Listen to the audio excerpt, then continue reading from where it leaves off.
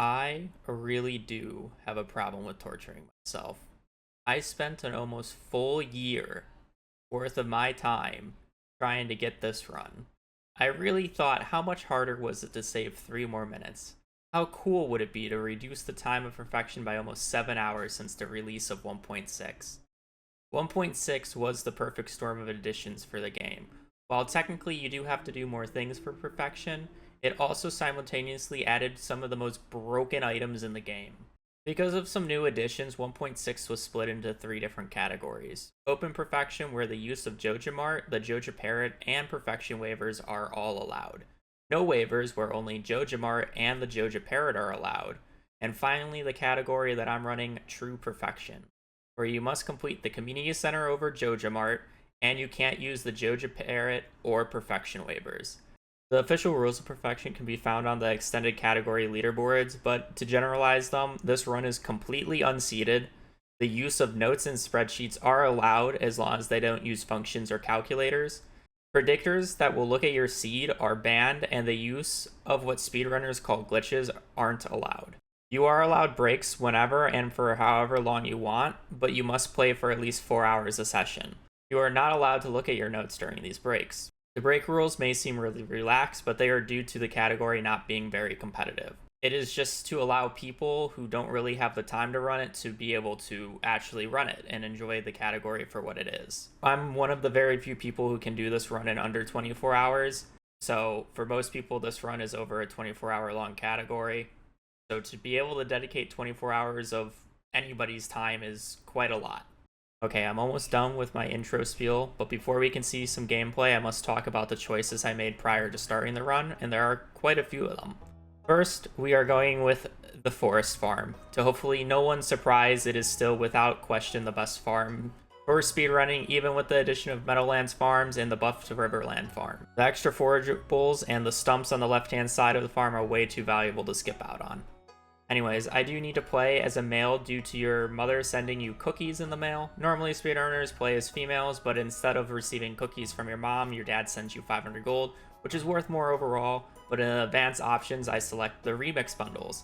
This is to get garden bundle in the pantry, which allows me to get the greenhouse much faster than the more traditional bundles. It obviously has the downside of the rest of the bundles being a bit different, but overall it saves time with a chance to remove having to deal with animals in the first place. The cookies are specifically for the off chance I get the children's bundle, which requires 10 salmon berries, easy, an ice cream, again, easy, and either cookies or a strange doll, both of which are actually quite annoying to get quickly. So getting cookies in the mail makes it consistent, and the extra 500 gold doesn't really matter in a run that I already have to make millions of gold in. I also remixed the mines as I'm just increasing my chances to get clubs and magnet rings. I changed the extra cabins from 0 to 2, and I'll use them as vacation homes later into the run. And finally, I checked the legacy RNG option. This might sadden some, but it's necessary for the strategies later on. With that said, the run starts like any other run, the removal of all Grandpa's furniture that he left for me, and picking up Lewis's 15 parsnips. Picking up and deleting the furniture does 2 things. First, if you have a full inventory when you interact with the box of parsnips, it skips the animation and instead opens your inventory. The second reason is to make room for machines later on. Anybody who's seen a perfection run before knows what's about to happen next, but after clearing a large area, I made modern art with the parsnip seeds Lewis left for me. This used to determine the enchant order at the forge, so that I would always get artful on my hammer, but a lot of systems were changed for 1.6, and even with Legacy RNG, 1.6 revamped the entire RNG system, and while Legacy does revert a majority of the stuff back, it doesn't fix everything, and this is one of the things that was lost in time to it. But we still need to do it because it determines a new thing. It determines when skill books will appear in the traveling cart. I'll save why books in the traveling cart matter for when I buy them, but just know the first 3 hours of the run are completely built around getting these books. That's just how important they are. Like how you could predict enchants based off the golden crop before, the golden crops now just tell me when the books show up in the traveling cart. Each spot does correspond to different dates. The spots are handpicked to correspond with the optimal dates for the books to show up in the traveling cart. I could go on and on about how this works for hours, but that's not what this video is about. This run utilizes a lot of technical spreadsheets throughout the run, which will be posted in the description if you want to learn more. That said, I have to give a shout out to Blade, who originally helped me with correlating golden crop spots to books, and a massive shout out to Alexa for not only helping refine Blade's original spreadsheets, but making the rest of the beautiful spreadsheets I used throughout the run, as this run wouldn't have been possible without their help. If all this technical stuff goes over your head, it's fine. A lot of it goes over my head as well. I've just been doing the run so many times that I can pilot these spreadsheets, and some of it still feels like black magic with how and why it even works in the first place. This is the run, so I get a golden parsnip, but I would literally spend hours of my life doing the first 5 days here, watering crops, planting a new field of parsnips, and harvesting them, praying that I would get that magical golden crop I was looking for. It's about a 1 in 7 chance for any of these runs to get a golden parsnip, and because I'm sadistic, even with getting a golden parsnip, I'm not out of the woodworks yet. As I do a loop around the town looking for forage, I open up the community center to get the wizard's letter and buy an additional 35 parsnips with the starting money and selling a few forageable. Planting them in a box for speed, as quality does not matter anymore. On the 6th, I read the mail and do a quick water, then head to the wizards to fully open up the CC. After making a quick stop to pick up 2 spring onions, as the remix spring forage bundle almost always requires them, I turn in the spring forage bundle and open up the pantry. This is the second major reset point. In the pantry, the rightmost bundle can be one of 3 options. The animal bundle, which requires the standard animal products. The fish farm bundle, which requires a fish pond. Then the garden bundle, which asks you to just grow 4 different flowers. One of these is not like the other. The animal bundle requires hundreds of thousands of gold worth of materials. The fish farm bundle, while much cheaper, does require you to collect 30 roe and craft a fish pond. Then you have the garden bundle, coming in at a grand total of 350 gold worth of seeds. The garden bundle takes next to 0 commitment and can be done when growing crops used for money. It is by far the best option of the 3, saving well over 30 minutes of work. This allows me to complete the pantry to unlock the greenhouse in the first year with basically 0 commitment to animals. Again, because this is the run, I do get garden bundle here. It is a 1 in 3 chance, so all in all, for me to get past the first 10 minutes of the run, it was around a 1 in 21 chance. Needless to say, this is one of the reasons this took me almost a full fucking year to do. I stopped by Pierre to buy these spring crops and the flowers I need for the flower bundle, then head home to plant and sleep while watering to the 9th for when the parsnips are done. I check the luck before going outside because I plan on going mining, and over the next few days I need to collect the materials for 24 basic sprinklers and a copper axe upgrade. The second reason I'm going out specifically on the 9th is because on the 9th of every season, you are guaranteed a raccoon seed spot.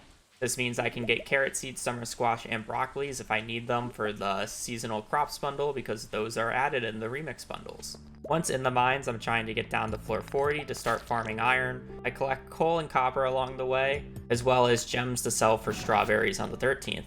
The mines is a 2-day process, with getting to floor 40 on the first day and gathering the remaining copper ore and iron ore I need on the second day. I craft 3 furnaces and smelt iron bars when I was resetting for floor 40. Other than the ores, the only other required item I was looking for was a single jade. This was to duplicate in crystallariums later on for staircases. Once I had all the ore, the jades, and the money I needed for at least 55 strawberries, I slept until the 13th and prepared the land for seeds in the morning. I peeked into the egg festival, and like all family parties, I stole some food, in this case strawberry seeds, and a flamingo for whatever reason, then left a hideaway in the basement from all the noise and people. After the festival, I crafted and placed 15 sprinklers to water the strawberry seeds I just bought. The next objective was to unlock both the bus and the greenhouse to grow starfruit to start making the money I need to purchase the books from the traveling cart. The next days I go out are the 23rd and the 28th of spring. This is to harvest the spring crops and the strawberry seeds I just planted. In summer, I hoed out the remaining spots I planned to place the 9 remaining sprinklers and cleared more area to the south end of the farmable area. Then I used paths to make a pathway from the farmhouse to the northern exit of the farm, alongside the farm cave slightly to the left. I'm going to be sleeping away quite a few days and won't always have my axe as I'm going to be upgrading it, so being blocked in is a very big concern. The pathways will prevent trees from blocking the path, and because it's on the grass section, debris doesn't spread. After shipping a single strawberry for full shipment, I headed to Pierre's to buy the summer crash crop that everybody loves, blueberries, along with the rest of the summer crops needed for the bundle. Before going back to the farm, I stopped by Clint's to upgrade my axe, and buy the additional 25 copper ore and 5 coal to make 5 more bars for the pickaxe upgrade that I'll be doing next. Once the summer crops are planted, we start hibernating until the blueberries harvest days on the 15th, 19th, 23rd, and 28th. If the summer squash is needed, I will pick it up in the backwoods on the 9th, as there is a guaranteed spawn there. On the first harvest of blueberries, I sell all the base quality to have enough money to have Demetrius show up asking if I want the bat cave or the mushroom cave. I select the bat cave. This is for both the artisan bundle, so I don't have to buy fruit trees, and if I have the foraging bundle, it makes getting the 15 plums super easy. Fall has a bit more going on than summer did, but it's mostly just the same. I start by turning in the spring and summer crops bundle along with the garden, which rewards me with 2 quality sprinklers. This also unlocks the rest of the rooms, which I check to see what the bundles are. The main room I cared about is the bulletin board, which ideally has no animal products, but alas, I rolled the worst possible one, which was the enchanter's bundle. This requires a rabbit's foot, which is just the most annoying animal product to get. Even truffles aren't as bad. The rest were straightforward with the fodders, children's, Spirit's Eve, and home cook bundles. I do check the other rooms. With the fish tank, the only bundle that can change is the specialty fish. For this run, the master's fish bundle is ideal, and that is because it involves the least amount of fishing, which I do in fact get. For the boiler room, honestly, none of the bundles matter. They're really all easy, and I get all the items as I prepare for Ginger Island anyways. But I got blacksmith, geologist, and the adventurer's bundle, which is just the default 3. I also moved the extra cabins to the left side of the farm. This is so once I'm done planting the pumpkins, I can head over to the stump area of the farm and start chopping down trees and hardwood. The cabins are there so I don't have to walk all the way back to the main house every day as I farm hardwood. While I do need hardwood for the boat repair, this isn't what the hardwood is for. I'm chopping these stumps for forging level 4 and mahogany seeds. The forging level 4 is for the tapper and the mushroom stump recipe. The mahogany seed is to plant it and then just forget about it to let it grow into a forest as I sleep away days. The 5th of fall is my first book check day. The golden parsnips at the start of the run tells me I do need to check the books this day. So what makes these traveling cart books so special? Why not just buy them from the new book trader? After all, he is always selling books. It is true the book trader does sell some pretty important books that I'll be buying later, but he only has one of each stocked at a time. The traveling cart sells you an unlimited amount of books. They are always 6,000 gold each, so this means if you have 360,000 G on hand, you can buy 60 books from her. This will let you go from level 0 to level 10 in any skill. The downside of this is that throughout the year she only sells a couple, and only ever one at a time. You also have no idea what book is going to show up, which is why I went through all the effort of the golden parsnips to know at least when these books will show up. I don't need to get all 5 skill books as I'm going to get level 10 farming, and the same with level 10 mining pretty quickly. Foraging is a bonus if I can get it, but I do have methods of getting the XP quickly if needed. My route specifically needs the combat and fishing book. The fishing book is obvious, as if you start at level 10 fishing, it makes catching all the fish super quick. And I don't need to do the 45-minute grind of harvesting crab pots like I did in 1.5. Combat is a bit different, as I will just get combat level 10 while doing the monster eradication goals. So why do I want the books? Well, like fishing, starting at level 10 combat makes doing the monster eradication goals much faster. But it also allows me to get monster musk without having to farm the materials to craft them. I don't even need to get the crafting recipe. The lovely book trader will trade you 1 combat book for a monster musk, which is a steal for me as I'll be using quite a few of them to speed up the monster eradication goals. I end up seeing the combat book on this check, but I don't have the money to pay for it yet. This first check wasn't to buy the books yet anyways. This was to determine what books will show up later on into the run. While parsnips can't predict what books will show up, previous books in the traveling cart can. So I use this to help predict what books will show up in winter and fall in year 3, which is when I'll have the money to pay for the books. I can only tell what books will show up in fall and winter as those 2 months correlate with each other. I would need another book check in spring or summer to determine what books show up in spring and summer. This check only gives me a range of the possibilities of what books I'll see in fall and winter. It usually takes 2 to 3 checks to fully narrow down what books I'm going to get. This is the run, so I do end up getting the books. But if you weren't fully convinced why this run took me so long with the 1 in 21 start, do you see why now? I was gambling on specifically getting both the fishing and the combat books in the traveling cart, while at the same time getting a good CC. This literally took me weeks to get a run that could even get past books, and it didn't even mean it was good, or I somehow didn't throw it later down the line. Now that I have some sort of idea of what books I might get, I sleep until the 13th to brute force some gold quality yams for the CC. This is a useful trick if you ever only want a specific quality of any crop. Crop quality isn't random. Even if I reset the day, each crops will be the same quality, barring that you don't level up during the harvest, which changes these parameters. This means if you only want gold quality crop, you can harvest all the crops, mark down which ones were gold quality, reset the day, and then only harvest those.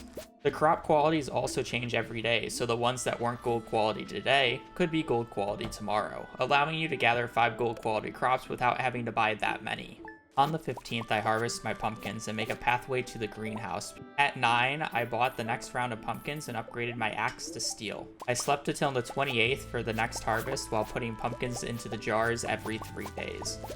I pre-sell my 70 pickle pumpkins I have now hoarded on the 2nd of winter for the money to buy out the vault. I immediately headed over to the CC to not only complete the vault, but the greenhouse, as I got enough artisan items from the bat cave. While sleeping, I'm always putting pumpkins, and once the starfruit is grown, starfruit into the preserve jars. During runs, I often get asked why jars over kegs. The simplest answer is that I can just buy them. All the resources needed to craft them can just be bought. The raw materials needed to craft a preserve jar is only 2,500 gold per jar. Kegs, on the other hand, need oak resin, and a lot of them because the throughput of kegs is twice as slow as jars. I would need twice as many kegs as preserve jars to process all 88 starfruit before the next harvest. While I would make more money overall, the setup just isn't worth the extra money, as the book dates aren't going to wait for the oak resin to finish. While starfruit jelly may look like a jar of piss, with the artisan perk, it sells for 2,170 G each, which is only 140 gold worse than ancient fruit wine. Speaking of artisan, on the 14th I harvest the first round of starfruit, which does grant me level 10 farming, and of course I select the artisan profession. In the morning of the 15th, I make a path to the south exit of the farm for easier traversal later. I pick up my pickaxe from Clint and buy 112 coal. And at Robbins, I buy the wood and stone needed to craft 14 more preserve jars. I also moved the greenhouse closer to my house so I don't have to walk as far every time I go and harvest. I finish the day with buying and planting 88 more starfruit seeds. After making a bit more room in the house to place the new 14 preserve jars, I sleep until the 21st, which is another book check. This time it's the farming book, which is good. Obviously this run world records, so I do get the books. I know it's a crazy concept. But on the 24th was the next harvest day. When waiting for the shops to open, I spend the morning chopping down all the stumps on the left side of the farm, as well as the large stones. At Robbins, I buy 2,500 wood, 1,000 stone, and a house upgrade. With the rest of the money I got from selling the starfruit jelly, I buy another round of 88 starfruit seeds to repeat the cycle again. On the 27th, I do some redecorating now that I have some extra space. I move all the jars to the new room on the right to make room on the left for later. On the 5th, I harvest more starfruit and spend the rest of the morning collecting moss while waiting for the shops to open. I sell my piss jelly to Pierre and buy the final backpack upgrade. I buy the coop at Robbins using the wood and stone I bought in year 1, and this time I buy 176 starfruit seeds from Sandy, which is just 2 rounds, so I don't have to go back as soon. I'm collecting the moths to make a pretty surprising machine, the new mushroom log. First off, yes, they do work inside for whatever reason, and you still get the production bonus from the rain even when they're inside. I don't know how it works. The only downside is that you can't get the tree bonus for the mushrooms themselves, but that's not very useful for this run. I do them for 2 reasons. First, if I don't get the forging book, these help supplement forging XP as they are basically crab pots for forging. They give 5 XP for every harvest. Second, I need an ancient seed. If I don't get one from the mines, I have to brute force the 1 in 200 chance from the seed makers. You can put common mushrooms into seed makers for fall wild seeds, and because there is no tree bonus for the indoors, most of the mushrooms that I'll be getting from these mushroom logs will be common mushrooms. So now with the addition of preserve jarring every 3 days, collecting the jade from the crystallarium that I just forgot to mention apparently, and now collecting the mushroom stumps every 2 to 4 days depending on how often it rains. Spring 14th was another harvest day, which ended as soon as it started as I already had the next round of starfruit to plant. Spring 16th is a little bit more interesting with the addition of the new Desert Festival. The main appeal to the Desert Festival is that the Skull Caverns is open during the 3 days of the festival, even if you don't have the Skull Key, allowing me to get items much earlier than normal.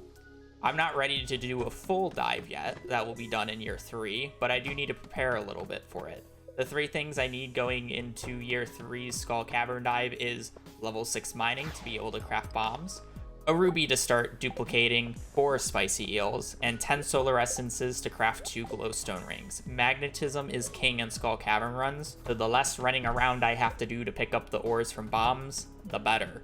I can accomplish all 3 of these things just by resetting floor 1 of Skull Caverns over and over and over again. Harvesting ores from the gems for mining XP, opening for a decent mummy floor on floor 1 to get the solar essences, and as a side thing, I pick up some fire quartz to dupe for later, as well as any items I need for the CC, like aquamarines, earth crystals, and frozen tears. Once I have everything, I check the traveling cart, which just so happens to be our first real book check of the run, since I finally have the money to sell them after selling all the piss jelly that I've been making. I didn't know what book I was going to get going into this day, as this was the first spring/summer check, but thankfully, it was the forging book, which again isn't required, but it's very nice to see. I don't need to buy the full 360k worth of books, as I collect quite a bit of XP from the mushroom stumps, as I still need an ancient fruit seed, as well as during the Skull Cavern dive in year 3, I'll be trading all the calico eggs for forging books. I only end up buying about 20 of them, but I also pick up 3 rare seeds as she was selling 5, which I'll need for later on into the run. I learn a few things about forging on the way back to the bus. Before ending the day, I do stop by the saloon to buy 100 salads, 300 coffee, and all the cooking recipes I can from Gus, which then I immediately turn all the coffee into triple shots once I get home. On the 21st, the bookseller is in town. I use this day to get both move speed books for an extra 0.5 move speed. There's also a hidden prize ticket behind the shop, which I pick up before leaving. Since I'm already out, I buy the barn at Robbins and buy another 264 starfruit seeds from Sandy. The 23rd is the last day I go out in spring, and it's just a harvest day. Summer 1st is spent prepping 16 spots outside and clearing the left side of the farm for more hardwood. At Pierre's, I buy all the crops I need for the CC and Bumbo the Frog on Ginger Island. I buy 50 copper ore for big chests, 25 iron ore for the glowstone ring. Normally, I would buy 50 iron ore, but I got a magnet ring in the mines, so I only need 1 glowstone ring instead of 2. I also buy 50 gold ore and 110 coal for seed makers.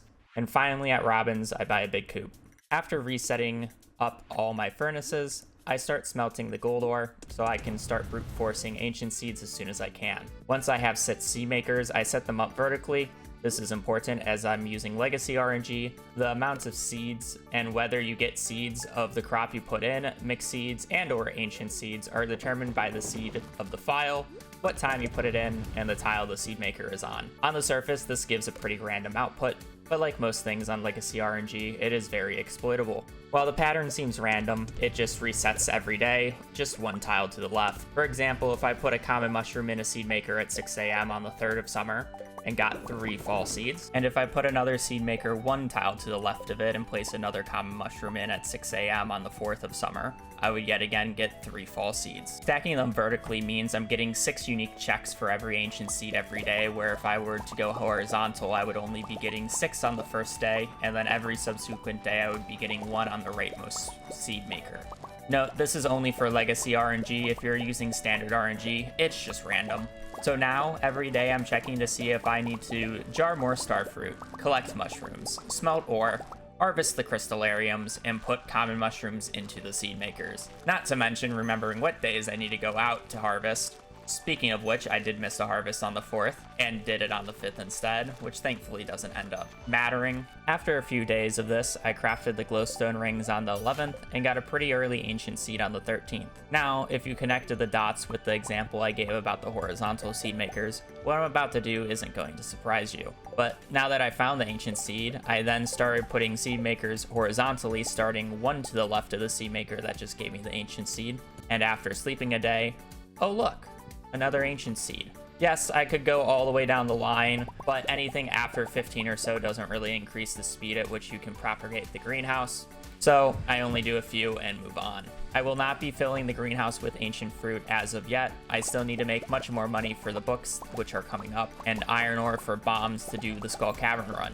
So more starfruit harvesting it is. I did gloss over 1.6's new green rain the last 2 years as it happened during the seed maker moment. It is very useful for fiber later into the run, and if I got the wild medicine bundle, I can chop down the fern tree for the 5 fiddlehead ferns. Otherwise, it's nice for the moss growth boost, but I'm not utilizing it until in a later year. The 14th and the 23rd were both harvest days. I finally ran out of seeds on the 23rd, so I have to wait and buy some more. So I did the usual. I chopped hardwood on the left side of the farm, gathered some moss, sold my piss jelly for $500,000 to Pierre, upgraded the coop to the deluxe, and bought a big chest recipe, finishing off the day with buying 528 starfruit seeds. With that many more seeds means more sleeping. Next harvest days were the fall 4th, fall 13th. Fall 21st would normally also be a harvest day, but because I missed one day earlier, it doesn't line up anymore, but I still need to go out on the day. After the morning, I once again sell my jars of pea to Pierre for another $500,000 and buy an apple and pomegranate sapling along with 500 quality fertilizer that will be used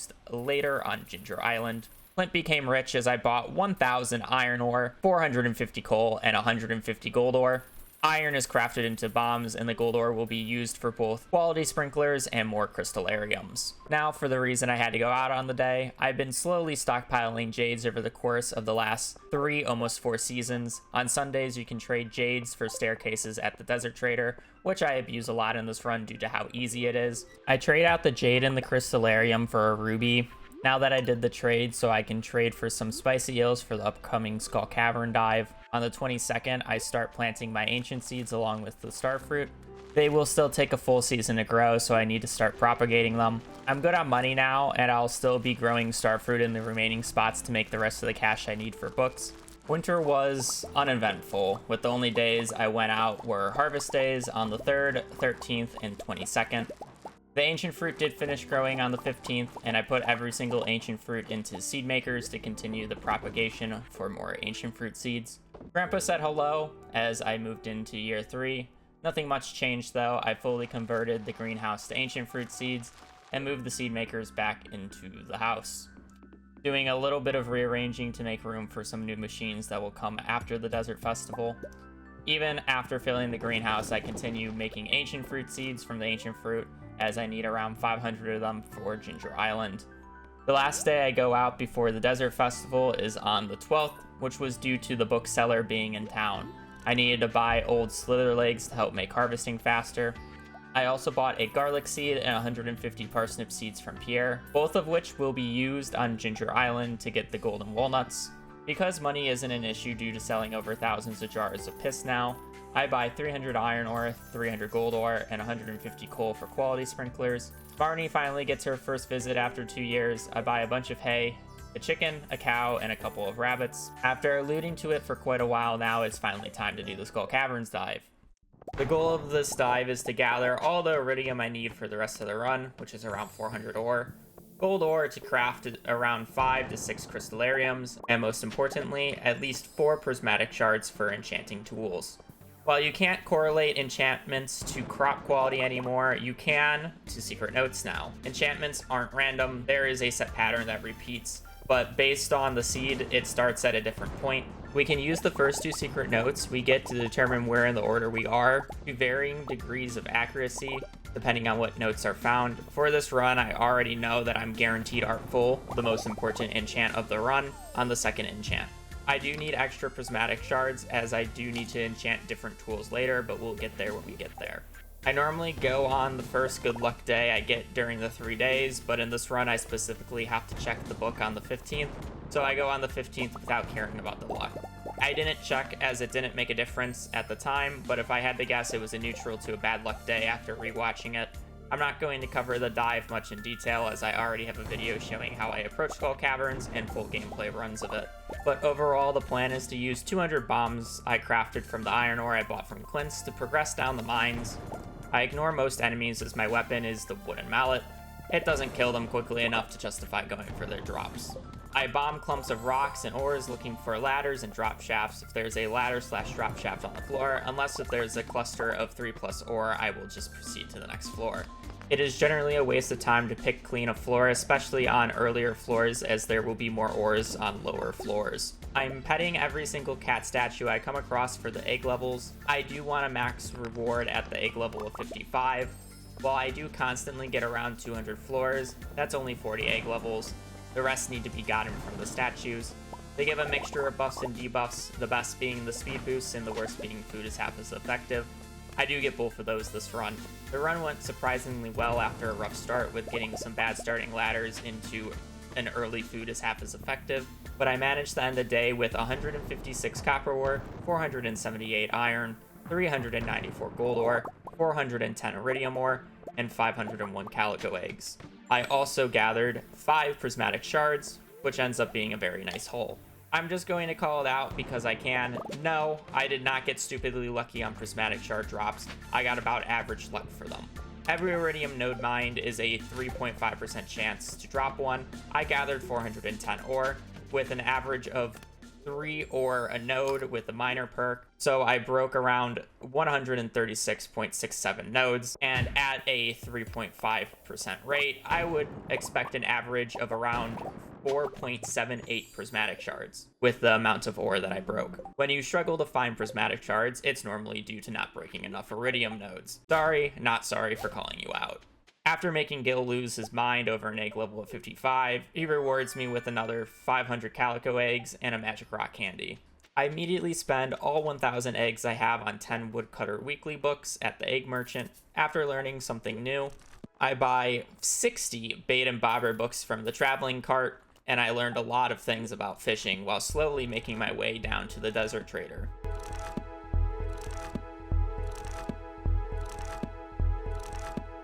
At which I trade 30 Omni Geodes I collected during the run for Desert Warp Totems, and after some much needed inventory organization, I start smelting all the ore I got from Skull Caverns. Because of the fishing books that were gotten on the day, I have 3 perk selections to make. First, I got mining level 10 due to the amount of nodes I broke. Fun fact, calico eggs give the same amount of XP as iridium nodes when broken. This choice doesn't matter as they both aren't useful to the run. I picked Prospector because at least I can get some value from it. For fishing, I learned a few things about it from the books. I'm now fishing level 10 without ever casting a line. I choose Trapper as even if I'm level 10 fishing and I'm not doing crab pots for XP, I still need crab pots to catch all the fish and extras for cooking. For level 10 perk, I go with Lure Master as not having to refill the crab pots save a bunch of time, and also getting junk items is still super useful for collecting trash for the quest on the special orders board. The next few days consist of me smelting more ore and crafting 6 more crystallariums for a total of 7, 5 of which are duping jades, and the others have a ruby and a fire quartz in them. The jades and rubies are self-explanatory, but the reason for fire quartz is I need refined quartz, which gives 3 when smelted instead of 1 like regular quartz. The refined quartz is to craft the 63 quality sprinklers I need for Ginger Island. But before Ginger Island, I do have to finish the CC, which is my next goal. I want to finish the CC the first rain day in fall, as I'm limited to the fall rain fish. After 3 years in getting level 10 fishing without casting a single line, today is the first time I fished on the save file. I proudly walked into Willie's shop, I purchased myself a iridium fishing rod and bought a bunch of bait and tackles along with a few crab pots. I was looking for everybody's favorite fish, the octopus.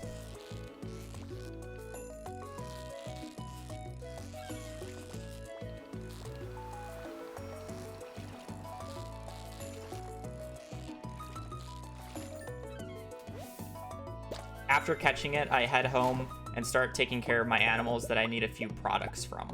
I sleep another week as my harvest days are on Mondays now. With ancient fruit growing weekly, I crafted the 61 quality sprinklers on the 9th as I finally finished smelting all the ore. I have 63 in total as I got 2 as rewards from the community center earlier. The 12th I get forging level 10 from the mushroom stumps and pick botanist.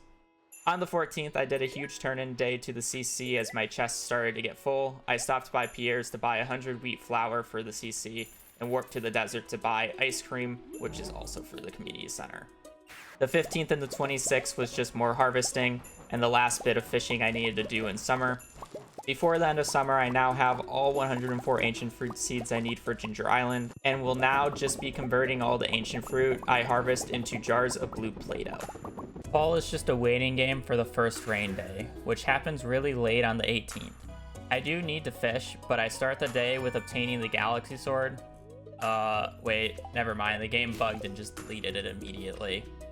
After catching all but 2 of the fish I needed, I had to wait for the eel and bream to spawn at 4 and 6 p.m. I had extra time to kill, so I killed 10 slimes to open up the Adventurers Guild to buy the Galaxy Hammer. Once I caught the eel and bream, I had to wait until tomorrow to actually finish the community center, because I forgot to place the crab pots I bought earlier. With the CC done, we're finally out of early game, and it's time for Ginger Island. I already have everything prepped for the island, I just have to spend the next few days to actually unlock it. First, you have to watch the CC completion cutscene, then the next day you have to get the letter from Willy to repair his boat, which I do right away, and then finally you can go to Ginger Island on the 23rd. The first day on the island hasn't changed for 1.5. I start with unlocking the north area by collecting the free walnut and talking to Leo. I make my way to the volcano, collecting every walnut you currently get along the way, which gives me a total of 14. Once in the volcano, I'm looking for basically everything. I need cinder shards for enchanting, dragon's teeth for crafting, the mummified bat for golden walnuts, and golden walnuts for golden walnuts. A small detail you may notice is that I refuse to read journal scraps as I get them. Long story short, reading journal scraps lowers the chances of finding another scrap. So by not reading them right away and hoarding them, it is easier to stockpile the 10 needed for all the golden walnuts. After the volcano run is done, I have 22 golden walnuts, 42 cinder shards, and a dragon's tooth. I use 10 of the golden walnuts to unlock the farm, and like the British, I immediately start to colonize the land by destroying the golden walnut supply, building my own settlement, and cultivating the land to host my foreign products. This is out of order, but just to assert dominance over the Stardew Valley player base, here is the Uncut Sings stone puzzle.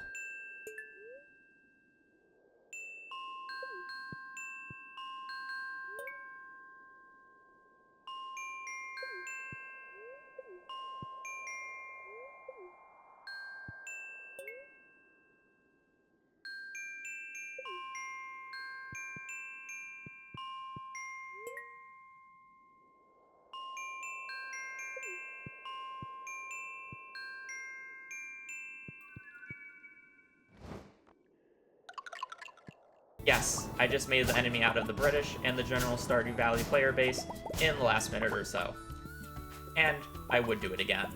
Small tidbit, as I'm writing the script while watching back the footage, I'm bombing the farmland to not only clear debris, but also hoe the majority of the land to make room for my crops. But after 7,000 hours of playtime, I just noticed that the icon of the bomb faces left. And when you place the bomb, it also faces to the left. But the icon of when you're hovering where you want to place the bomb, the fuse is pointed to the right. I told you I would do it again. But CA, please fix. Okay, back on topic. Farmland is cleared and hoed, mostly using bombs, and organized into a 9x7 grid for 63 quality sprinklers. Lastly, I have 18 pine trees. The tree type doesn't matter. Pine trees are just the most abundant tree seed I have.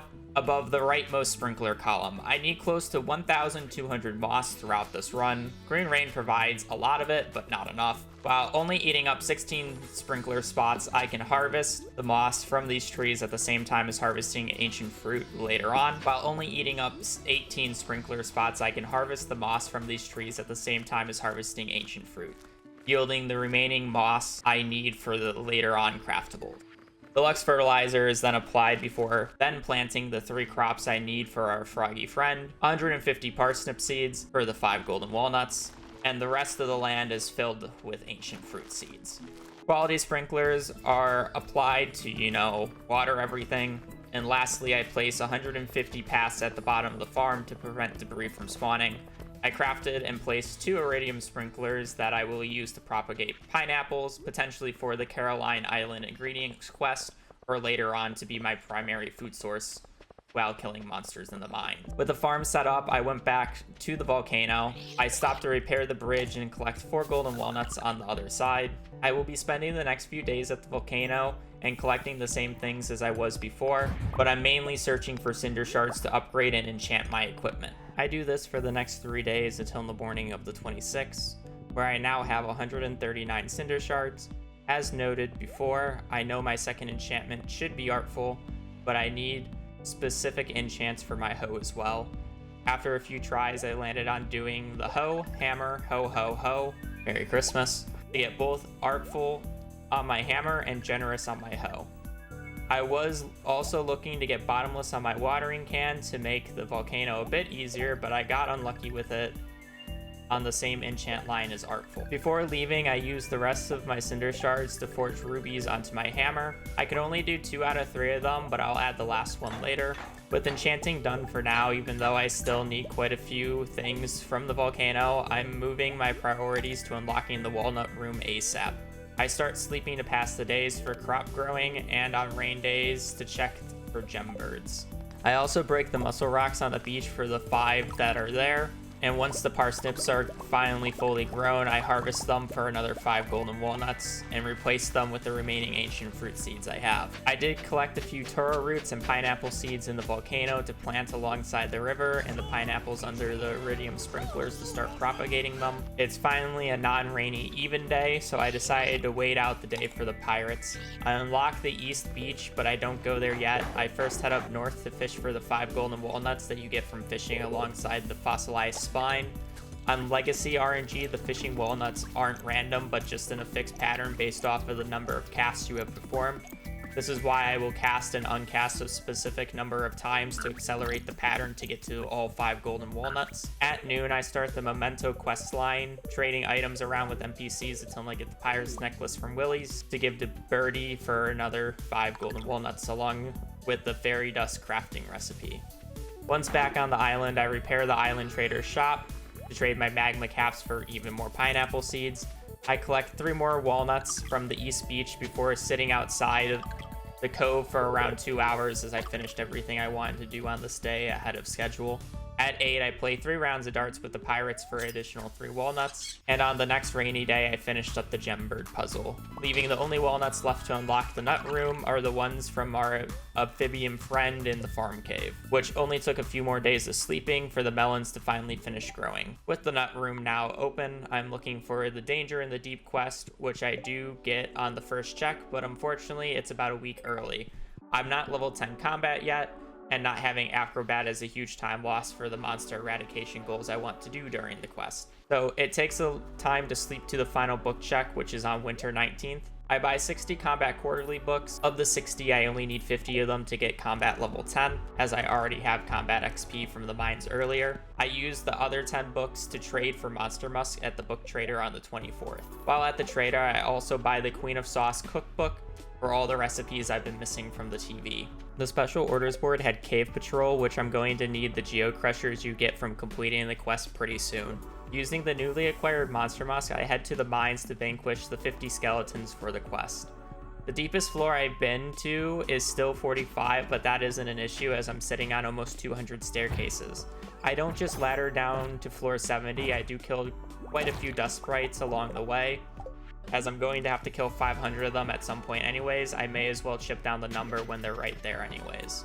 I finished right before Willie's closed, so I made my way back to Ginger Island, sleeping until the next week, or I guess next year, as it's now spring 1st, year 4. The ancient fruit has finally grown. I glossed over it at the time, but with combat level 10 on the 19th, I did finally get level 10 in all skills, unlocking the newly added 1.6 mastery.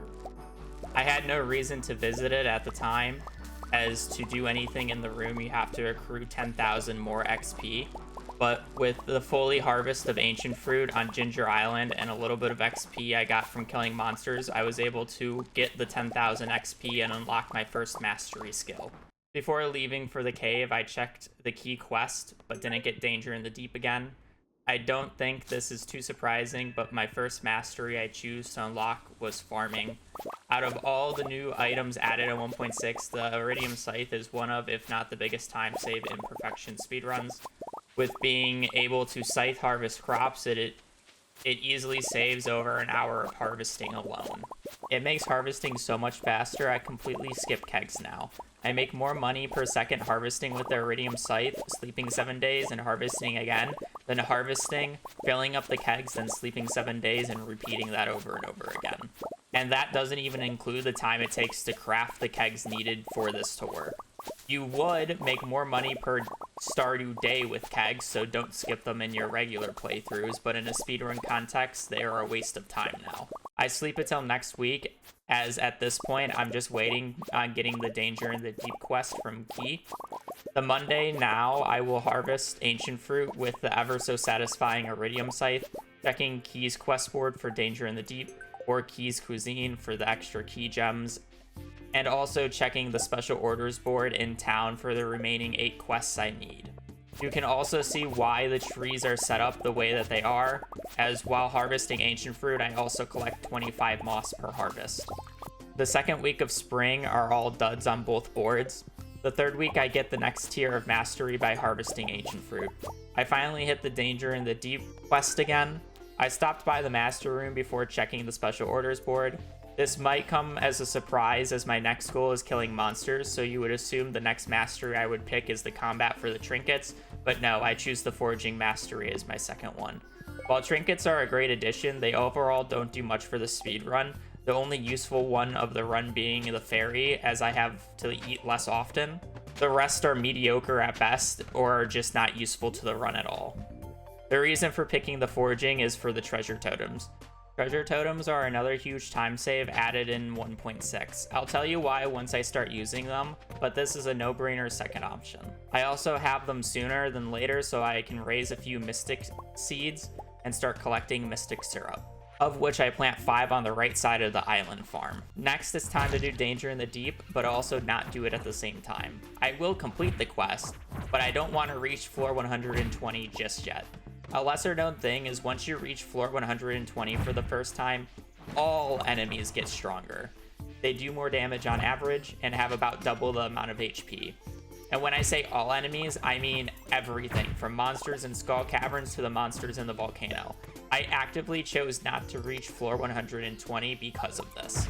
I would also do this for the monsters in Skull Caverns, but I could only go on the 3 Desert Festival days without a perfectly timed monster floor on floor 1 or having the Skull Cavern invasion quest that week. It's not practical.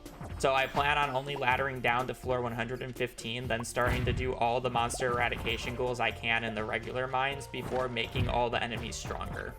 But on the way down, I go a little bit out of my way to make a teensy tiny little pit stop on floor 8 and floor 9 to pick up not just 1, but 2 auto petters. Okay, last time I pissed off half of the Stardew Valley community, I swear. How did I do this, you ask?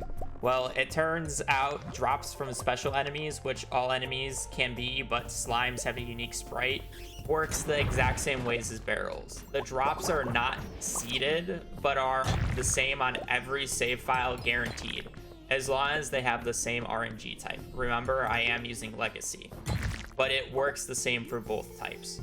The spots change based off of the number of days played, what floor you're on, and what tile the enemy is killed on. The harder part is that I don't have a concrete day of which I'm going to the mines to do this on. The Danger in the Deep quest is random after all.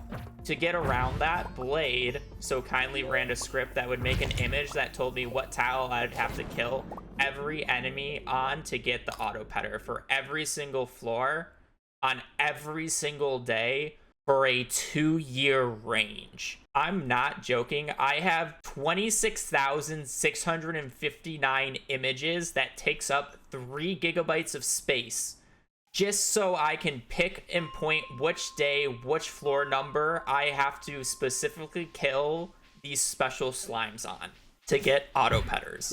I can get away with just 1 auto petter, but ideally I get 2, which I get in this situation, so I don't have to raise barn animals and coop animals separately.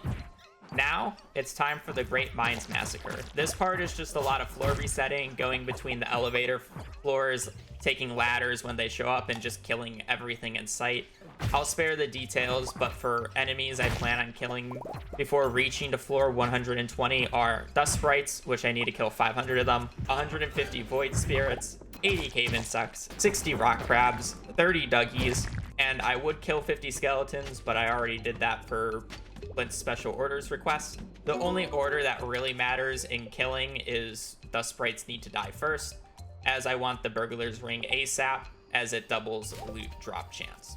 The bonus thing I collected during it was a Iridium Band from a special enemy, one less to craft later, the radioactive ore I needed for crafting, shipping, and I stopped by the Adventurers Guild before taking off to pick up both the Burglar's Ring and the Savage Ring for obvious reasons. After which, I complete the quest and reach floor 120. I pack my things and move back to Ginger Island, where I'll kill the remaining Flame Spirits. I need more Cinder Shards and Dragon's Teeth, and now that I have the Burglar's Ring, I should get more of them faster. I run the volcano until the end of the week, with the biggest struggle being Dragon's Teeth. I combine my Glowstone Ring and Iridium Band with the Burglar's Ring and Savage Ring I just picked up. By the end of completing the monster eradication goal of the Flame Spirits, I still need 4 more Dragon's Teeth.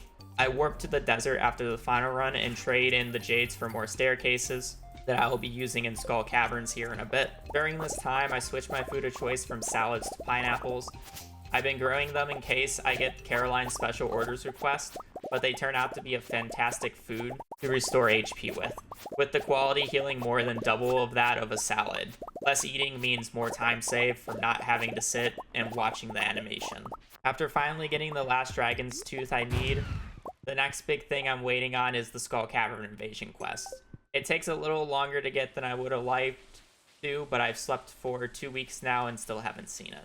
Because of how late I got both the Danger in the Deep quest and now the Skull Caverns quest, I'm forced to start farming for Omni Geodes early. This is where the treasure totems come into play. I could explain it with words, but it just doesn't do it justice with how stupid the strategy is. So just watch.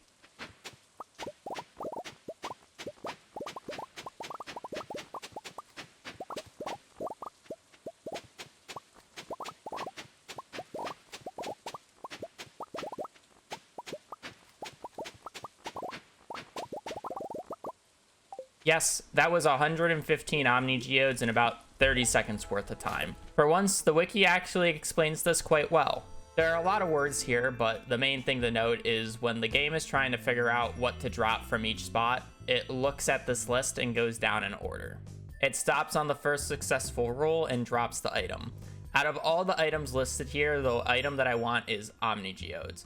And for them to drop, I need every item above it to fail, which doesn't look good at first glance, as it is the last item on the list. But if we read the fine print, you'll notice most of the items that can drop have conditions. The first 3 require a golden coconut to have been cracked. Well, I haven't done that yet, so I guess it skips those. The next 3 have happened. Key's plane has flown over, I have farming mastery unlocked, and the skill books have no requirement. Thankfully, they are all a super low percentage of success. The fossilized ribbed, snake skull, and snake vertebrae require the South Island cave to be open. Oh right, Professor Snail is still stuck inside that cave.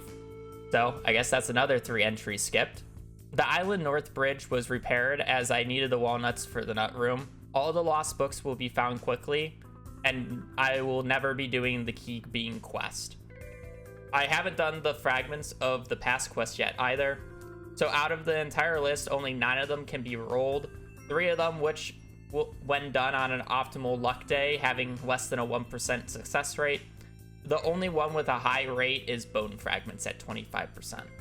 So not only is Omni Geode super common, I also brute forced the Generous enchantment on my hoe earlier, which has a 50% chance to double what was dropped from an artifact spot. All in all, this gives me an outrageous amount of Omni Geodes, completely cutting out having to farm them in Skull Caverns. With the Omni Geodes in hand, it's time to make use of the newly buffed Geode Crushers. Even though I did use them in 1.5, they now don't require coal to use. And when you have a bunch of them, they are significantly faster than opening up 400 Omni Geodes from Clint's. As a reminder, we are opening all these Omni Geodes to collect all the minerals needed to complete the museum. I spent the next week or so collecting more Omni Geodes from treasure totems, using the Geo Crushers to open them until I had all the minerals. On the third week of summer, when I was running around doing my weekly chores, I found Gus on the island and bought a few drinks so I don't have to make them for full shipment, as well as the tropical curry recipe. The fourth week of summer finally blessed us with the Skull Cavern Invasion quest, which I took and completed right away with staircases. 3 things to note about the dive was, first, I killed mummies on the way down for the monster eradication goals, which was done quite quickly with how many mummies spawn at a time. Second, I abused what we call bat floors. Skull Caverns have a few special floors about it. Most known about are the prehistoric floors that spawn pepperrexes, but there are also mummy floors, bat floors, and insect floors. Bat floors happen every 20 floors, and as the name implies, has a greatly increased number of bat spawns. These floors can be overridden by mummy floors, but if you get a big floor that isn't, a lot of them spawn.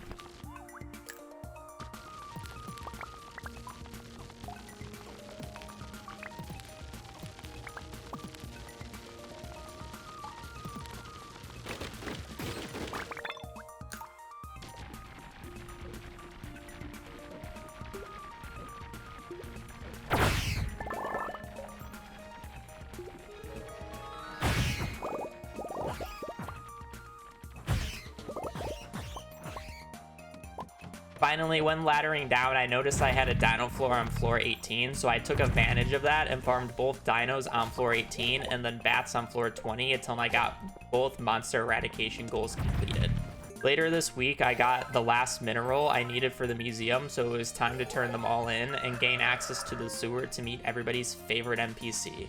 With the Omni Geodes done, I can open up the golden coconuts for the golden walnut, fossilized skull, mango tree sapling, and banana tree sapling. Now that I have access to the sewer, I can buy the return scepter, which will help with friendship later on, and change my perks around. I switched from artisan to coop master as I will be needing iridium quality rabbit's feet as usual. I do set up my coop in a different way as CA allowed for the absolute funniest change of 1.6, which allows players to sleep in constructed buildings on the farm. Yes, this includes coops. As for the complete psychopathic coop layout, let me explain. The fences block all possible spawns except for 3 tiles, 2 of which are in the bed, and the final one is to the left of the bed.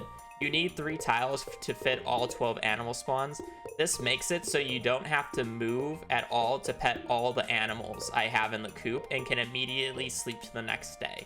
I don't have to worry about the drops as the auto grabber will pick them all up for me. I could just let the auto petters slowly raise the friendships, but that is way too slow, and with this, I can max all the animal friendship points in about 10 minutes. Before I start sleeping, I must finish the last 2 monster eradication goals, that are the slimes and the serpents. The best way of doing these is in Skull Caverns, on an infested floor with a monster musk. Monster floors are pretty random, and I would specifically want it on floor 1 so I can just keep endlessly resetting floor 1 and killing everything. So I went out on the 28th of summer, and wouldn't you know it, there was an infested floor on floor 1. Such a coincidence. Surely I didn't know that this would happen.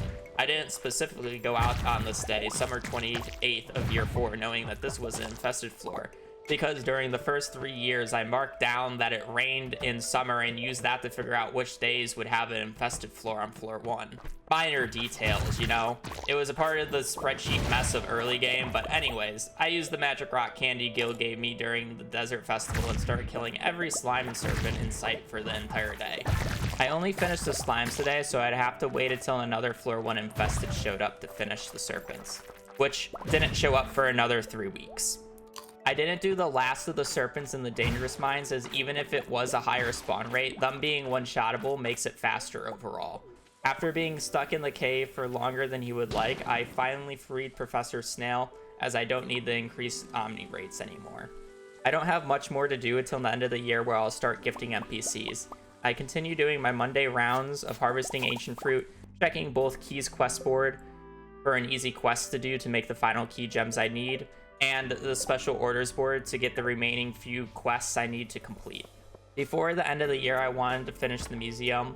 I have all the minerals, but not all the artifacts. Luckily, 90% of the artifacts can be gotten from treasure troves, which I got plenty of when I was digging around for Omni Geodes using treasure troves. And if that wasn't enough, I could trade my leftover Omni Geodes at the Desert Trader for more. Any artifact that I can't get from treasure troves, I'll be using treasure totems. I can change my hoe enchant from generous to archaeologist to increase the artifact chance, and went to the most common locations for each one that I needed. I dropped a few totems, hoed the artifact spots, and quickly got done with the museum. We're in the final stretch of the run now. To finish the final few collections, we still need to defend the town for the cooking recipes, and after a few more Mondays, we start year 5. For the next 3 years, I'll be gifting NPCs, with the exception of Penny, Iridium quality rabbit's feet, as it's a universal love gift.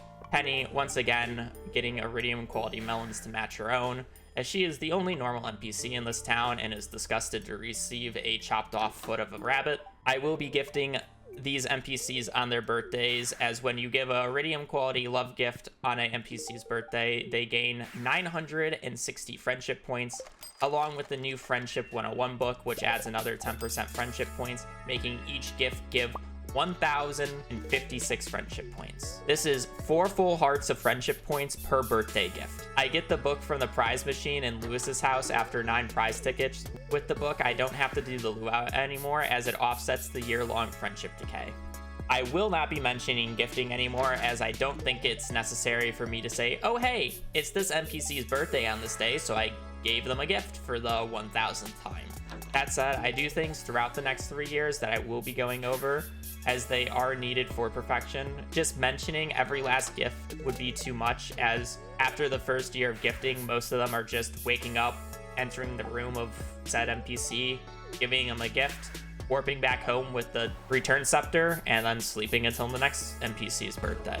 This is by far my least favorite part of the run, but it must be done. Outside of the friendship, the main focus of year 5 is fishing. During the first year, I have to wait for the NPCs to come out of their room, as I can't enter them until I have 2 hearts with them. So while I wait for the NPCs to leave their rooms, I catch fish for the cooking recipes and master angler. Fun fact, starting in year 2 due to a bug, it will always rain on the 4th of spring. This lines up with Ken's birthday, so I can use this opportunity while waiting for him to get out of the bed to catch the legend. Because I've been harvesting the ancient fruit every single Monday, I do have enough XP to finish the master room, and I pick up the advanced fishing rod to help with the catch. The second week of spring, I had the money and resources to start buying obelisks along with the return scepter. These significantly speed up gifting, as I don't have to move as much and just warp where I want to go. The main 3 ones I want are the mountain, beach, and island obelisks. The desert and golden clock can come later when I have a bit more money. 4 small things to note. I am still harvesting crops every Monday. I am not finished with the special orders quests, but I do have enough key gems now, so I don't have to do any more key quests. The 4th is, every season I will be stopping by Pierre's to buy all the seasonal seeds I need for full shipment and cooking. Summer is the same with gifting, harvesting ancient fruit on Mondays, and fishing to pass the time.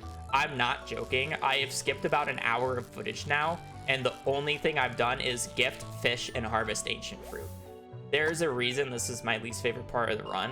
The next day that I did something that wasn't one of these 3 things was the Stardew Valley Fair. I needed 2,800 Stardew Valley Fair points for the Star Drop and the Rare Crow. On the 27th of fall, I had to wait for the Spirits Eve Festival to open up so I can get the Rare Crow and the Jack-o'-lantern recipe. By winter, I collected all the feed I needed for gifts, so I switched my perks back to Tiller for the increased ancient fruit sell price. The 14th, I do the mermaid quest puzzle on the island. Yes, you can do this with a single note block, and I got this note block from the museum.